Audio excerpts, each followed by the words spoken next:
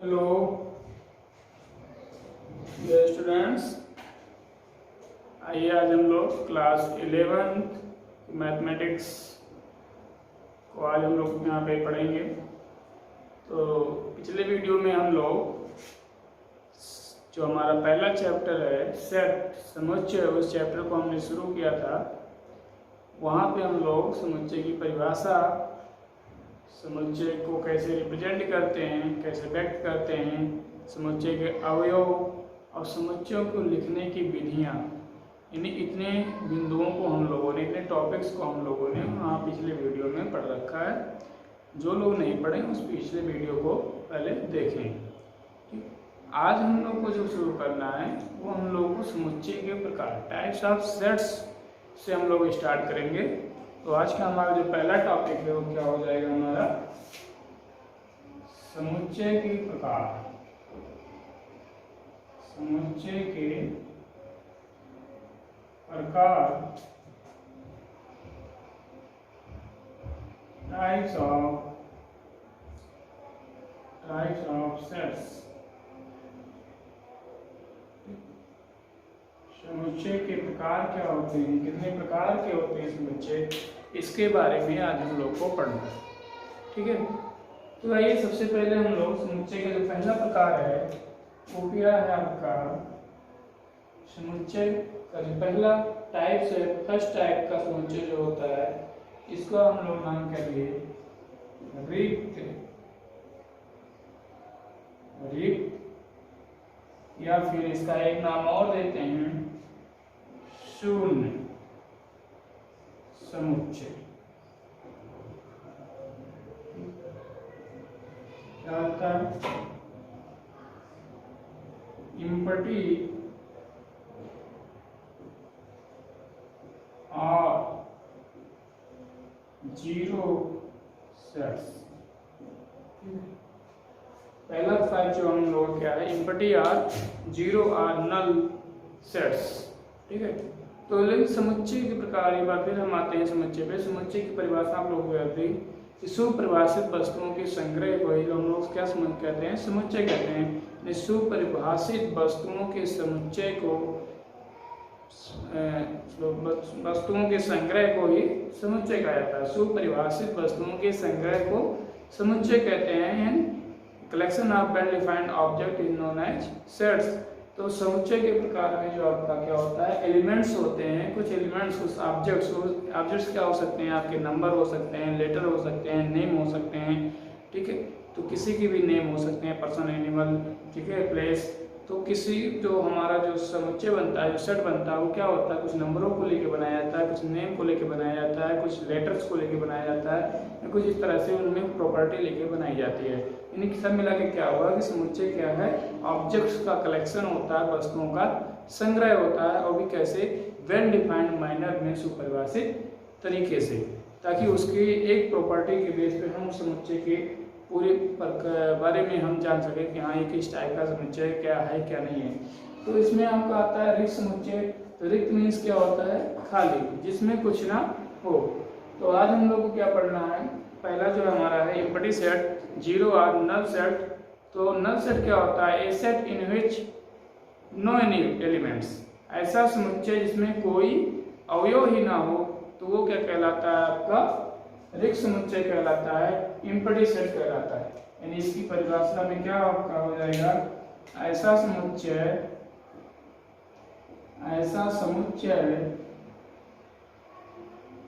जिसमें कोई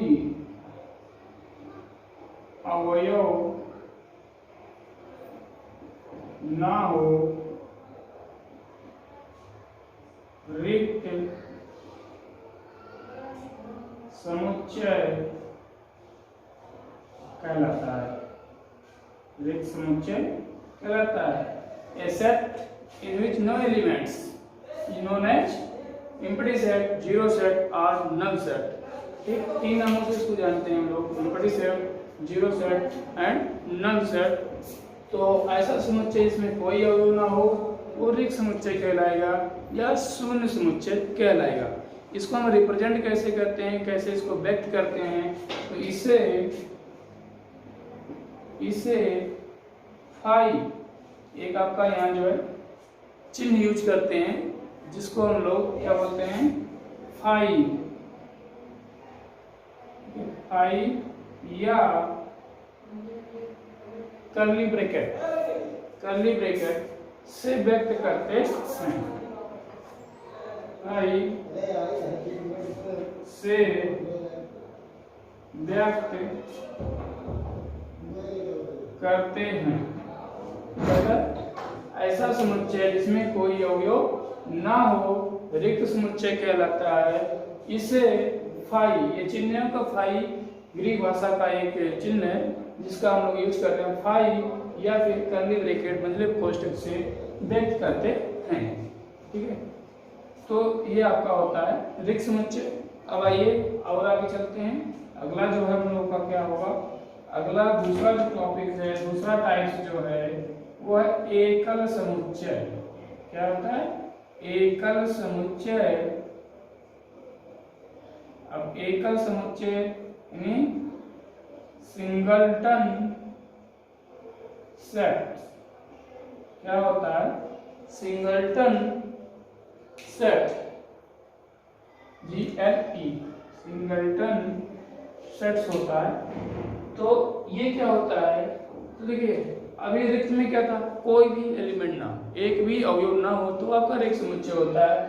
तो एकल में क्या होगा, एकल मीन्स एक, वन से, सिंगल से, यानी ऐसा समुच्चय जिसमें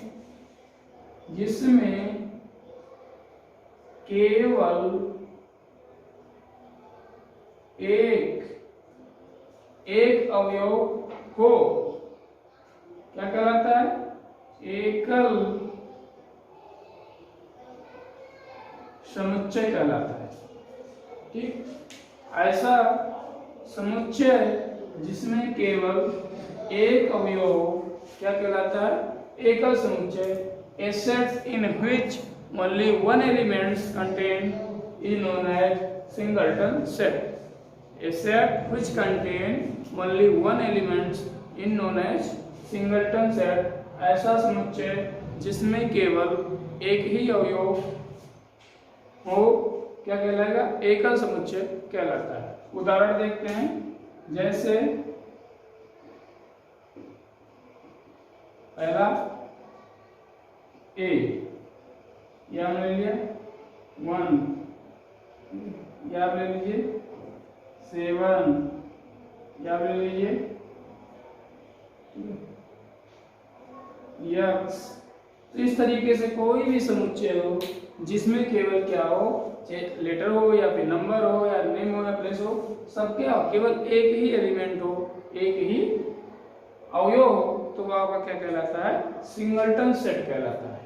ठीक है, अब अगला जो आपका है थर्ड टाइप क्या होता है, थर्ड टाइप में आते हैं। थर्ड टाइप हम लोग का है परिमित समुच्चय। तीसरा क्या है आपका, परिमित समुच्चय।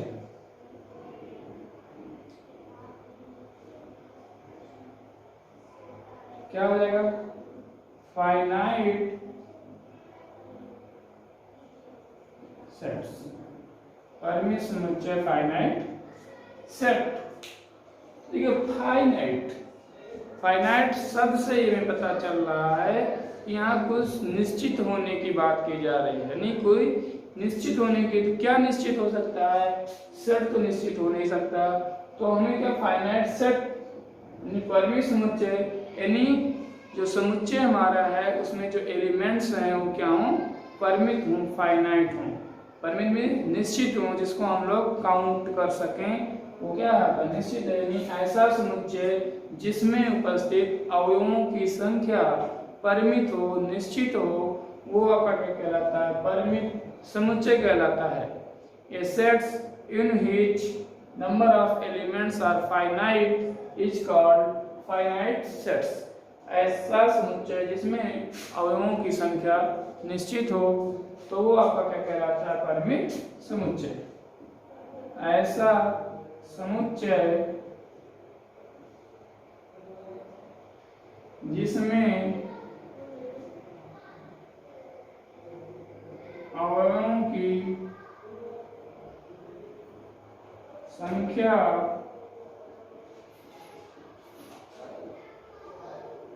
निश्चित हो, परिमित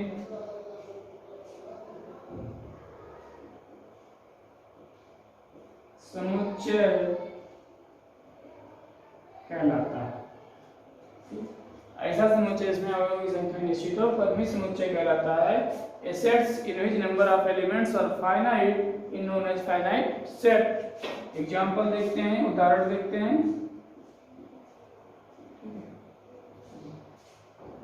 एक सेट लिया हमने A 1 2 3 4 5। या हमने एक सेट लिया B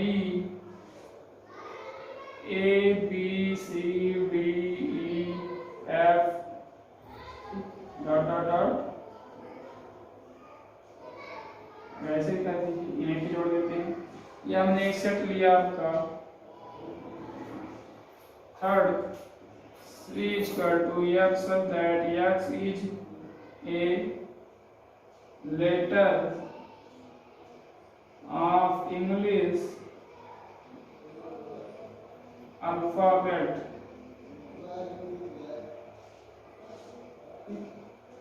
आपका x क्या है, अंग्रेजी वर्णमाला का एक अक्षर है, तो वो भी क्या आपका 26। देखिए सब समुच्चय में क्या है, नंबर ऑफ एलिमेंट्स, अवयवों की संख्या क्या होनी चाहिए निश्चित। जैसे यहाँ पे 5 एलिमेंट है, यहाँ पे 6 एलिमेंट है, यहाँ पे कितने हो जाएंगे 26 हो जाएंगे, 26 हो जाएंगे, क्योंकि अंग्रेजी वर्णमाला में 26 लेटर आते हैं, इंग्लिश अल्फाबेट में कितना 26 लेटर्स आते हैं। यहाँ भी क्या फाइनाइट है। तो इस तरह का कोई अगर समुच्चय है जिसमें अवयवों की संख्या क्या हो निश्चित हो। और भी आप लिख सकते हैं, बहुत सारे लिख सकते हैं। डी लिखा हमने एक समुच्चय x such that x is a name of states of India। एक समुच्चय में लिया D, इसमें क्या आएगा x आएगा, और x है क्या तो इंडिया के स्टेट्स का नेम है। तो इंडिया में स्टेट्स कितने हैं आपके, फाइनाइट हैं, निश्चित हैं, तो वो क्या हो गया आपका एक निश्चित समुच्चय हो गया। ठीक है, तो इस तरीके से जो है, या फिर आप लिख सकते हैं आप, ठीक है, कि एक हमने समुच्चय लिखा y such that y is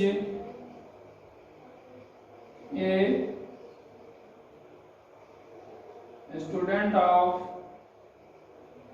class 11। ठीक, हमने यहाँ पे एक समुच्चय ई बनाया जिसमें क्या आएगा y होंगे क्या क्लास 11 के स्टूडेंट्स हैं।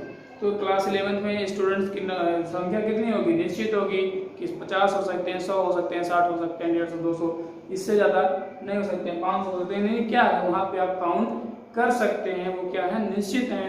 तो इस तरह के जो समुच्चय होते हैं वो क्या होते हैं आपके परिमित समुच्चय कहलाते हैं, फाइनाइट सेट कहलाते हैं। चलिए अब अगला आते हैं हम लोग।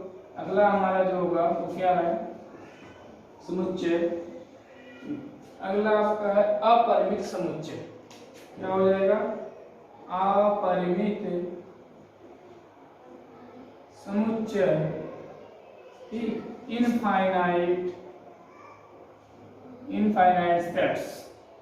कैसा अपरिमित समुच्चय इनफाइनाइट सेट्स, मतलब यहाँ निकल के आ रहा है अनिश्चित, अपरिमित मतलब क्या हुआ कि अवयवों की संख्या निश्चित ना हो। मतलब ऐसा समुच्चय जिसमें अवयवों की संख्या निश्चित ना हो, फाइनाइट, इनफाइनाइट हो, अपरिमित हो, अनिश्चित हो, वो क्या कहलाएगा आपका अपरिमित समुच्चय कहलाएगा। तो ऐसा समुच्चय जिसमें अवयवों की संख्या क्या हो, अवयवों की संख्या अनिश्चित हो, अपरिमित समुच्चय कहलाता है। ऐसा समुच्चय जिसमें अवयवों की संख्या अनिश्चित हो, अपरिमित समुच्चय कहलाता है। A sets in which number of elements are infinite is known as infinite sets।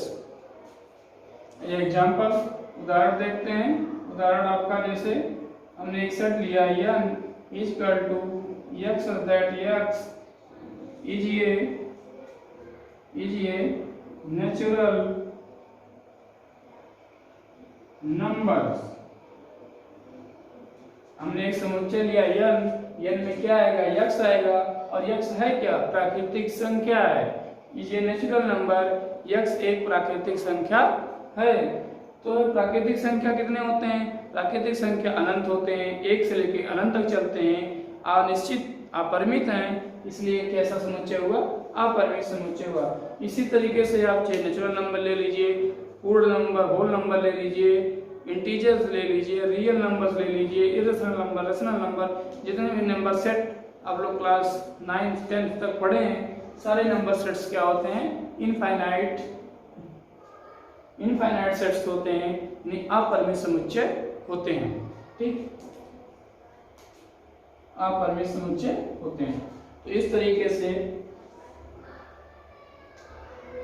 और भी एक उदाहरण ले सकते हैं, I equal to minus infinite -3 -2 -1 0 1 2 3 plus infinite. ये भी क्या आपका एक अनिश्चित समुच्चय है, जिसमें अवयवों की संख्या क्या है, अनिश्चित है, इसलिए आपका ये अपरिमित समुच्चय होगा। ठीक, तो ये तो आपका हुआ समुच्चय के में 4 प्रकार हमने बताया। पहला आपका रिक्त समुच्चय, जिसमें कोई भी अवयव ना हो, वो रिंग सेट है, रिक्त समुच्चय है। फिर दूसरा था एकल समुच्चय, जिसमें केवल एक ही एलिमेंट हो, वो आपका एकल समुच्चय कहलाता है, सिंगलटन सेट कहलाता है। तीसरा आपका परिमित समुच्चय, फाइनाइट सेट्स, मतलब ऐसा समुच्चय जिसमें अवयवों की संख्या निश्चित हो, वो क्या कहलाता है, आपका परिमित समुच्चय। और फिर चौथा आपका अपरिमित समुच्चय, ऐसा समुच्चय जिसमें अवयवों की संख्या अनिश्चित हो, वो आपका अपरिमित समुच्चय कहलाता है।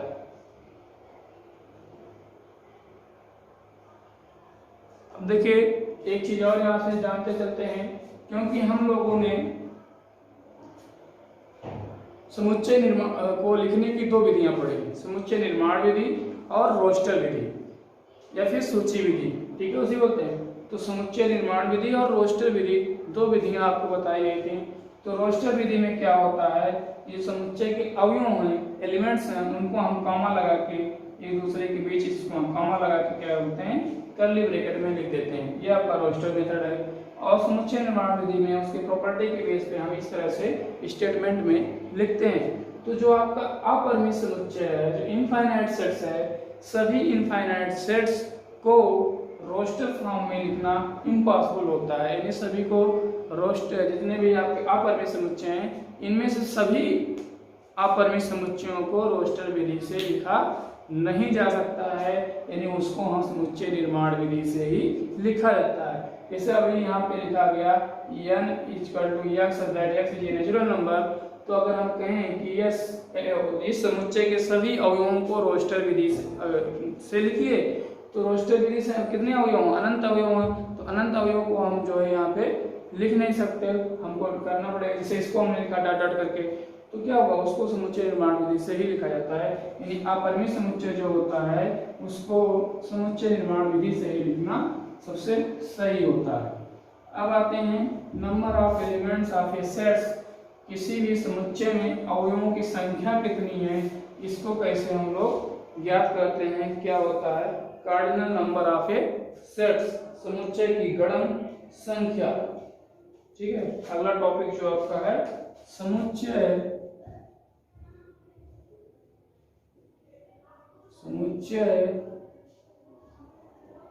की गणन संख्या, cardinal number of a set. किसी समुच्चय में जो कार्डिनल नंबर होगा, गणन की संख्या होगी।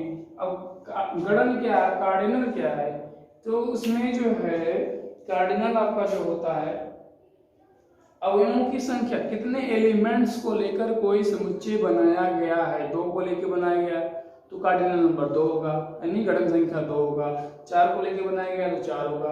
यानी जितने अवयवों को लेकर, जितने नंबर्स को लेके, लेटर को लेके या फिर नेम को लेके जितने भी बनाया जाता है वो क्या कहलाते हैं आपके उसके गणन संख्या कहलाते हैं। जैसे हमने एक समुच्चय लिखा 1 2 3, अब इसमें हमने 3 अवयवों को लिया है 1 2 3, तो इसका कार्डिनल गणन संख्या कितना होगा? गणन संख्या आपका कितना हुआ? 3 हुआ। अब ऐसे हमने एक बी लिखा है A B C E D F G, इस तरीके से कितने लेटर्स हैं? 6 हैं। तो ये आपका बी इक्वल टू कितना हो गया? 6, यानी इसमें गणन की संख्या कितना है? 6 है। तो गणन संख्या cardinal number of a set क्या होता है? Number of elements of in a set, number of elements in a set is known as cardinal number of that set. ठीक है, यानी किसी समुच्चय में उपस्थित अवयवों की संख्या समुच्चय की गणन संख्या कहलाती है। ठीक, जिसकी आपको लिखना है, क्या लिखेंगे? किसी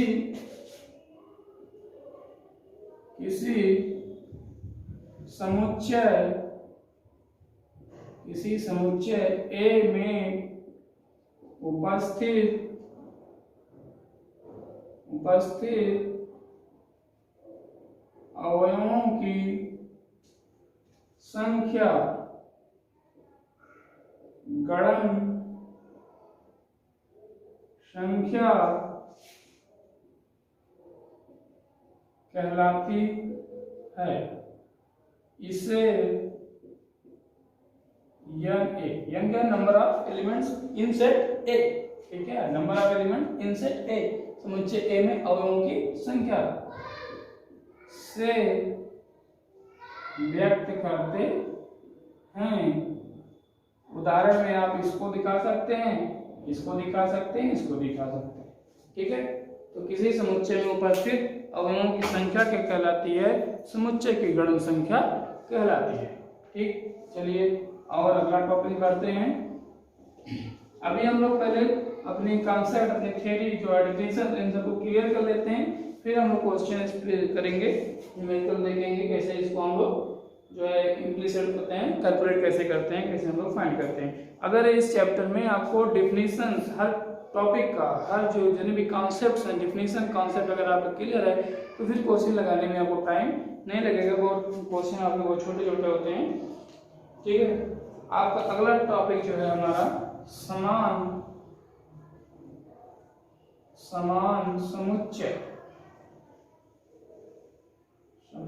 समुच्चय इक्वल सेट्स। अब ये समान समुच्चय क्या होता है? इक्वल सेट होते हैं। समान इक्वल मतलब क्या है? तुलना है, कंपैरिजन है कि अगर यहाँ पे क्या है, दो समुच्चयों की तुलना की जा रही है। अब दो समुच्चयों की तुलना किस तरह करना है कि दोनों समुच्चय क्या हो? समान हो, तो इक्वल हो, या हम कहेंगे समान कब कहलाएंगे, इक्वल कब कहलाएंगे, यही हमको जानना है। तो दो समुच्चय इक्वल होंगे, समान होंगे तभी जब पहले समुच्चय के सभी अवयव दूसरे समुच्चय के भी अवयव हों। पहले में जितने अवयव हैं उतना ही दूसरे में भी अवयव हो, और सेम एलिमेंट हो, जो पहले में है वही दूसरे में हो। ये नहीं कि नंबर ऑफ एलिमेंट इक्वल हो और एलिमेंट डिफरेंट हो, नहीं, नंबर ऑफ एलिमेंट भी इक्वल हो एंड एलिमेंट भी सेम हो। ठीक है, तो two sets are called equal to each other if the elements in both sets are equal and same। अगर दोनों समुच्चयों में अवयवों की संख्या समान और बराबर हो तो वो आपका समान समुच्चय कहलाता है। तो यदि समुच्चय ए तथा बी में ए तथा बी में समान ए तथा बी समान समुच्चय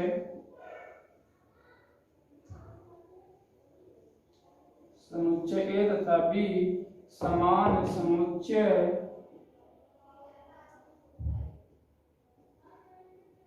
कहलाते हैं यदि ए का प्रत्येक अवयव बी का भी अवयव हो। ठीक, यानी दो समुच्चय अगर आपके पास ए और बी हैं तो ये समान कब कहलाएंगे?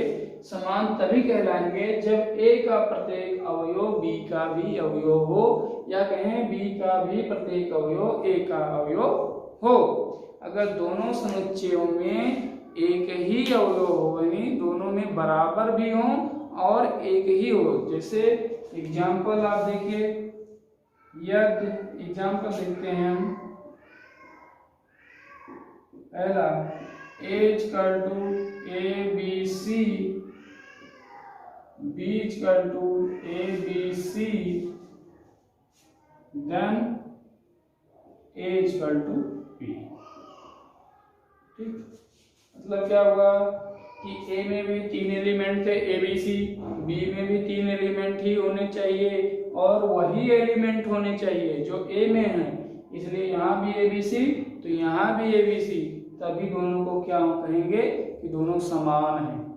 ठीक है, तो दो समुच्चय समान होते हैं तभी जब एक का एलिमेंट दूसरे का भी एलिमेंट हो।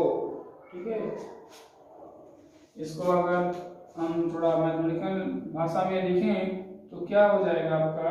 मैथमेटिकल में अगर हम लिखें that is a equal to b if for all x belong to a this implies x belong to b। ये आपका गणितीय भाषा में परिभाषा हो गया समान समुच्चय का कि ये इक्वल टू बी होगा तभी यदि फॉर ऑल, ये सभी, फॉर ऑल क्या मतलब, ये क्या लिखा? सभी अवयवों के लिए। इसको क्या पढ़ते हैं हम लोग? फॉर ऑल पढ़ते हैं। ठीक है, फॉर ऑल मतलब सभी अवयवों के लिए, यानी सभी अवयव यक्स के लिए। अगर यक्स ए में बिलोंग कर रहा है तो यक्स बी में भी बिलोंग करना चाहिए। यहाँ x belong to A and x belongs to B, यानी दोनों समुच्चयों में समान एलिमेंट भी होने चाहिए, तो वो आपका क्या होगा? समान समुच्चय कहलाएगा। दूसरा एग्जांपल ये देखते हैं, इफ a इक्वल टू 1 2 3 और b equal to 2 4 5 then a not equal to b। मतलब क्या हुआ? यहाँ भी 3 अवयव आपने लिया, 1 2 3, यहाँ हमने 3 एलिमेंट लिया 2 4 5, लेकिन 1 2 3 यहाँ है, 2 4 5 है, दोनों में समान नहीं है। नंबर ऑफ एलिमेंट तो इक्वल है, अवयवों की संख्या तो बराबर है, 3 3 है, लेकिन अवयव क्या है? डिफरेंट हैं, अलग अलग हैं, इसलिए दोनों समान समुच्चय नहीं होंगे। ठीक, तो यह आपका समान समुच्चय इक्वल से क्लियर हो गया होगा। अब आइए अगला टॉपिक हम लोग का क्या होगा? अगला टॉपिक है समतुल्य समुच्चय। क्या होता है आपका?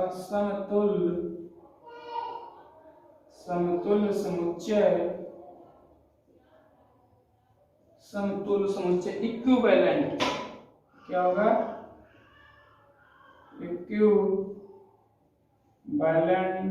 सेट्स। इक्विवेलेंट सेट, तो इक्विवेलेंट सेट क्या होते हैं? तो दो समुच्चय हैं अगर आपके पास, दो समुच्चय ए तथा बी समतुल्य समुच्चय कहलाते हैं यदि उनमें अवयवों की संख्या बराबर हो, अवयव समान हो, एक ही अवयव हो दोनों में, ये जरूरी नहीं है। जरूरी क्या है कि दोनों में अवयवों की संख्या बराबर होनी चाहिए, नंबर ऑफ एलिमेंट्स इक्वल होने चाहिए। ठीक है, यहाँ समुच्चय ए और बी समतुल्य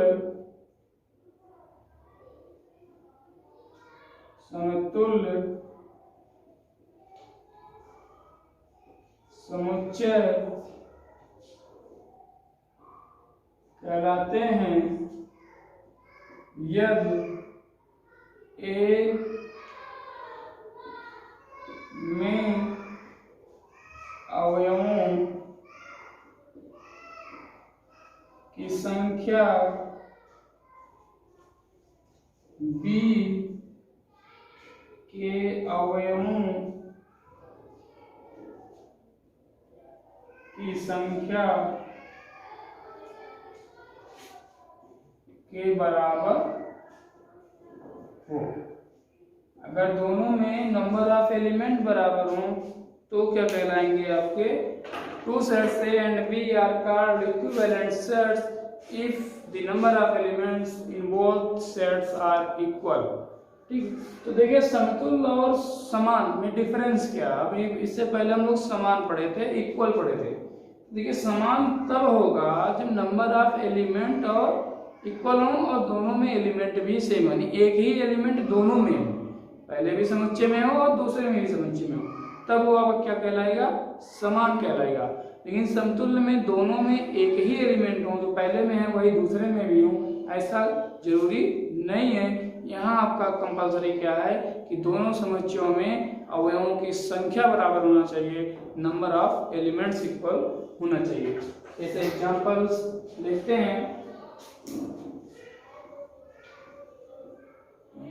If A is equal to 1, 2, 3, B is equal to 2, 4, 5, then A equal to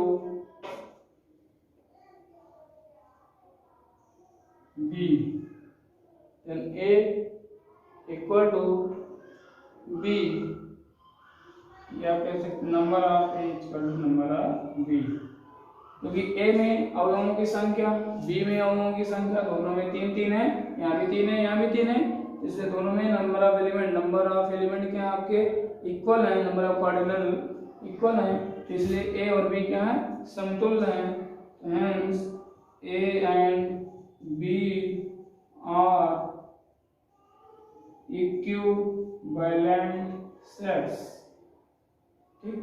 equivalent set, यानी ए और बी क्या है, समतुल्य समुच्चय हैं। ठीक है, तो आपको ये भी क्लियर हो गया होगा। चलिए और भी देखते हैं। अब हम लोग का जो अगला टॉपिक आता है, अब हम लोग समुच्चय की परिभाषा, समुच्चय के प्रकार, समुच्चय की रिप्रेजेंटेशन, एलिमेंट्स, कार्डिनल नंबर, ठीक है, cardinal number, equal sets, equivalent sets, इन सब के पढ़ने के बाद अब आता है हम लोग का सबसेट, उपसमुच्चय। उपसमुच्चय जो है ये क्या होता है, इसके बारे में हम लोग जानेंगे। उपसमुच्चय,